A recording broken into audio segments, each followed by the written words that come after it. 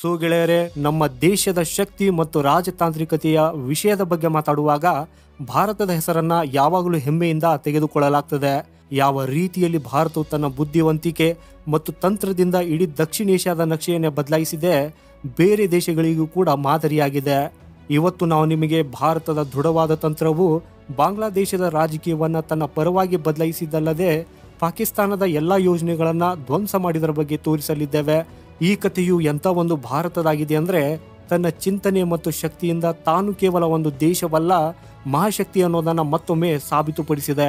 ಆದರೆ ಗೆಳೆಯರೆ, ವಿಡಿಯೋದಲ್ಲಿ ಮುಂದೆ ಹೋಗುವುದಕ್ಕಿಂತ ಮುಂಚೆ ಭಾರತದ ಈ ಬುದ್ಧಿವಂತಿಕೆ ಮತ್ತು ರಣನೀತಿಗಾಗಿ ಈ ವಿಡಿಯೋನ ಲೈಕ್ ಮಾಡುತ್ತಾ ಕಮೆಂಟ್ ಬಾಕ್ಸಲ್ಲಿ ಜೈ ಹಿಂದ್ ಅಂತ ಖಂಡಿತ ಬರೆಯಿರಿ. ಇನ್ನು ಕೆಲವೇ ದಿನಗಳಲ್ಲಿ ಆಗಸ್ಟ್ 15 ಬರಲಿದೆ. ಪರಸ್ಪರ ನೀವು ಕಮೆಂಟಲ್ಲಿ ಜೈ ಹಿಂದ್ ಅಂತ ಹೇಳಿದಾಗ ಮತ್ತಿಷ್ಟು ಚೆನ್ನಾಗಿ ಅನಿಸುತ್ತೆ. ನೆನಪಿನಲ್ಲಿಡಿ, ಜೈ ಹಿಂದ್ ಅಂತ ಹೇಳೋದು ಎಲ್ಲ ಭಾರತೀಯರಿಗೆ ಬಹಳ ಹೆಮ್ಮೆಯ ವಿಷಯವಾಗಿದೆ.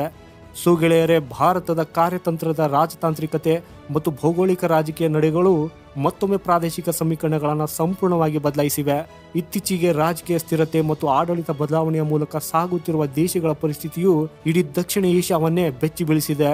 ಶೇಖ್ ಹಸೀನಾ ಅವರ ನಿರ್ಗಮನದ ನಂತರ ಪಾಕಿಸ್ತಾನವು ಅದನ್ನು ತನ್ನ ವಿಜಯವೆಂದು ಪರಿಗಣಿಸಿ ಸಂಭ್ರಮಿಸಿತು. ಆದರೆ ಅವರ ಈ ಸಂತೋಷದ ಆಯಶವು ಬಹಳ ಕಡಿಮೆಯಾಗಿದೆ ಅಂತ ಸಾಬೀತುಪಡಿಸಿದೆ.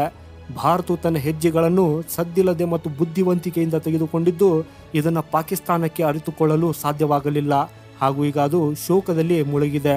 ಕಳೆದ ಕೆಲವು ತಿಂಗಳುಗಳಿಂದ ಬಾಂಗ್ಲಾದೇಶದಲ್ಲಿ ರಾಜಕೀಯ ಅಸ್ಥಿರತೆ ಇದ್ದು ಪ್ರತಿಪಕ್ಷಗಳು ಶೇಖ್ ಹಸೀನಾ ಅವರ ಸರ್ಕಾರದ ವಿರುದ್ಧ ಗಂಭೀರ ಆರೋಪಗಳನ್ನು ಮಾಡಿದ್ದವು.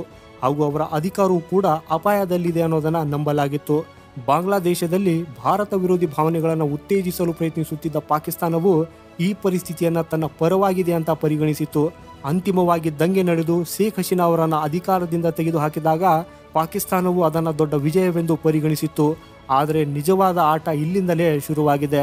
ಭಾರತವು ಶೇಖ್ ಹಸೀನಾ ಅವರನ್ನು ಸುರಕ್ಷಿತವಾಗಿ ಹೊರತೆಗೆಯುವುದಕ್ಕಾಗಿ ಸಹಾಯ ಮಾಡಿತ್ತು, ಆದಾಗ್ಯೂ ಅವರಿಗೆ ಆಶ್ರಯ ಕೊಟ್ಟಿಲ್ಲ. ಸೊ ಇದರಿಂದ ಬಾಂಗ್ಲಾದೇಶದಲ್ಲಿ ಭಾರತ ವಿರೋಧಿ ಭಾವನೆಗಳು ಬೆಳೆಯೋದಕ್ಕೆ ಯಾವುದೇ ಅವಕಾಶವಿರಲಿಲ್ಲ.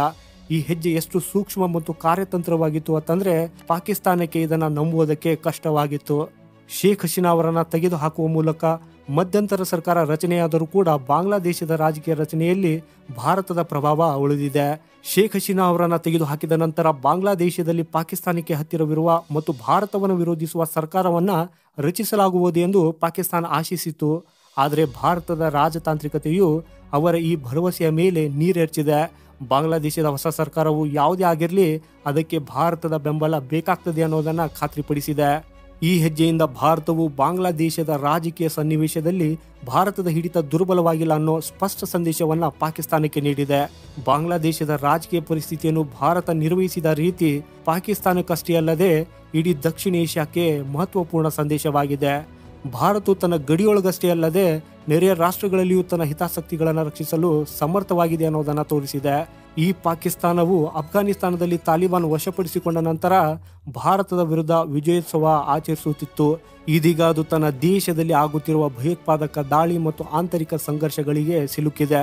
ಭವಿಷ್ಯದಲ್ಲಿ ಬಾಂಗ್ಲಾದೇಶ ಮತ್ತು ಭಾರತದ ನಡುವಿನ ಸಂಬಂಧಗಳು ಹೇಗಿರ್ತವೆ ಅನ್ನೋದನ್ನು ನೋಡುವುದು ಬಾಕಿ ಇದೆ. ಆದರೆ ಇದಂತೂ ಖಚಿತವಾಗಿದೆ, ಬಾಂಗ್ಲಾದೇಶದ ಹೊಸ ಸರ್ಕಾರದ ಮೇಲೆ ಭಾರತದ ಪ್ರಭಾವವೂ ಇರಲಿದೆ ಅನ್ನೋದು. ಶೇಖ್ ಹಸೀನಾ ಅವರ ಅಧಿಕಾರ ಅವಧಿಯಲ್ಲಿ ಭಾರತ ಹಾಗೂ ಬಾಂಗ್ಲಾದೇಶದ ನಡುವಿನ ಸಂಬಂಧವು ಪ್ರಬಲವಾಗಿತ್ತು. ಅದು ವ್ಯಾಪಾರವೇ ಆಗಿರಬಹುದು, ಭದ್ರತೆ ಆಗಿರಬಹುದು ಅಥವಾ ಸಾಂಸ್ಕೃತಿಕ ಸಂಬಂಧಗಳು. ಈ ಎರಡು ದೇಶಗಳು ಪರಸ್ಪರ ದೃಢವಾಗಿ ನಿಲ್ಲುವ ಭರವಸೆ ನೀಡಿದ್ದವು. ಇದೀಗ ಬಾಂಗ್ಲಾದೇಶದಲ್ಲಿ ಸರ್ಕಾರ ಬದಲಾವಣೆಯಾಗಿದ್ದು ಈ ಹೊಸ ಸರ್ಕಾರದೊಂದಿಗೆ ಅದೇ ಸಂಬಂಧವನ್ನು ಕಾಯ್ದುಕೊಳ್ಳುವುದಕ್ಕೆ ಭಾರತಕ್ಕೆ ಒಂದು ದೊಡ್ಡ ಸವಾಲಾಗಲಿದೆ. ಒಂದೆಡೆ ಭಾರತವು ಬಾಂಗ್ಲಾದೇಶದಲ್ಲಿ ತನ್ನ ಸ್ಥಾನವನ್ನು ಬಲಪಡಿಸಿಕೊಂಡಿದೆ, ಹಾಗೆಯೇ ಇನ್ನೊಂದೆಡೆ ಪಾಕಿಸ್ತಾನದಲ್ಲಿ ಶೋಕದ ವಾತಾವರಣವಿದೆ.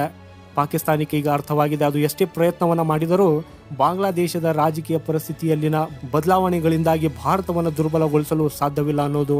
ಪಾಕಿಸ್ತಾನವು ಬಾಂಗ್ಲಾದೇಶದಲ್ಲಿ ತನಗೆ ಬೆಂಬಲ ಸಿಗ್ತದೆ ಅಂತ ಆಶಿಸಿತು. ಆದರೆ ಭಾರತದ ಬುದ್ಧಿವಂತಿಕೆ ಮತ್ತು ಕಾರ್ಯತಂತ್ರದ ಚಿಂತನೆಯು ಪಾಕಿಸ್ತಾನದ ಈ ಎಲ್ಲ ಯೋಜನೆಗಳನ್ನು ಧ್ವಂಸ ಮಾಡಿದೆ. ಭಾರತವು ಈಗ ಈ ಬಾಂಗ್ಲಾದೇಶದ ಹೊಸ ಸರ್ಕಾರವು ಭಾರತದೊಂದಿಗೆ ಸಕಾರಾತ್ಮಕ ಸಂಬಂಧವನ್ನು ಹೊಂದಿದೆ ಅನ್ನೋದನ್ನು ಖಚಿತಪಡಿಸಿಕೊಳ್ಳಬೇಕಾಗಿದೆ. ಸೊ ಅದಕ್ಕಾಗಿ ಭಾರತಕ್ಕೆ ಆರ್ಥಿಕ ಸಹಕಾರ, ಭದ್ರತಾ ಸಮಸ್ಯೆಗಳು ಮತ್ತು ಸಾಂಸ್ಕೃತಿಕ ಸಂಬಂಧಗಳನ್ನು ಮತ್ತಷ್ಟು ಬಲಪಡಿಸುವ ಕ್ರಮಗಳನ್ನು ತೆಗೆದುಕೊಳ್ಳಬೇಕಾಗ್ತದೆ. ಈ ಸಂಪೂರ್ಣ ಘಟನೆಯು ಭಾರತದ ರಾಜತಾಂತ್ರಿಕತೆ ಮತ್ತು ಕಾರ್ಯತಂತ್ರ ಎಷ್ಟು ಪ್ರಬಲ ಹಾಗೂ ಪರಿಣಾಮಕಾರಿ ಇದೆ ಅನ್ನೋದನ್ನು ಸ್ಪಷ್ಟಪಡಿಸುತ್ತದೆ.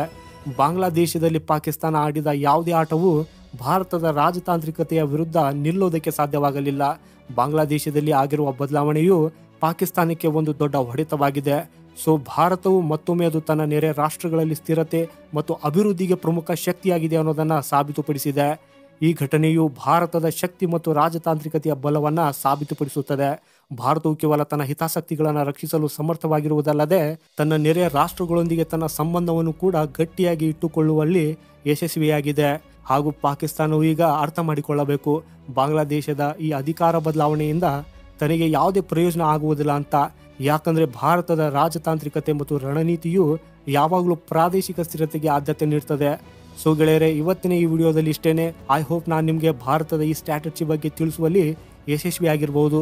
ಸೊ ಈ ವಿಡಿಯೋದ ಕೊನೆಯಲ್ಲಿ ಮತ್ತೊಮ್ಮೆ ನಾನು ನಿಮಗೆ ರಿಕ್ವೆಸ್ಟ್ ಮಾಡ್ತಾ ಇದ್ದೀನಿ, ಈ ವಿಡಿಯೋಗೆ ಲೈಕ್ ಮಾಡುತ್ತಾ ಕಮೆಂಟ್ ಬಾಕ್ಸಲ್ಲಿ ಜೈ ಹಿಂದ್ ಅಂತ ಖಂಡಿತ ಬರೆಯಿರಿ. ಜೊತೆಗೆ ಭಾರತಕ್ಕೆ ಸಂಬಂಧಪಟ್ಟಂತ ಈ ರೀತಿಯ ವಿಡಿಯೋದಕ್ಕಾಗಿ ಚಾನೆಲ್ ಸಬ್ಸ್ಕ್ರೈಬ್ ಮಾಡೋದನ್ನ ಮರೆಯದಿರಿ. ಸಿಗೋಣ ಮುಂದಿನ ಮತ್ತೊಂದು ಇಂಟ್ರೆಸ್ಟಿಂಗ್ ವಿಡಿಯೋದೊಂದಿಗೆ. ವಂದೇ ಮಾತರಂ. ಭಾರತ್ ಮಾತಾ ಕಿ ಜೈ.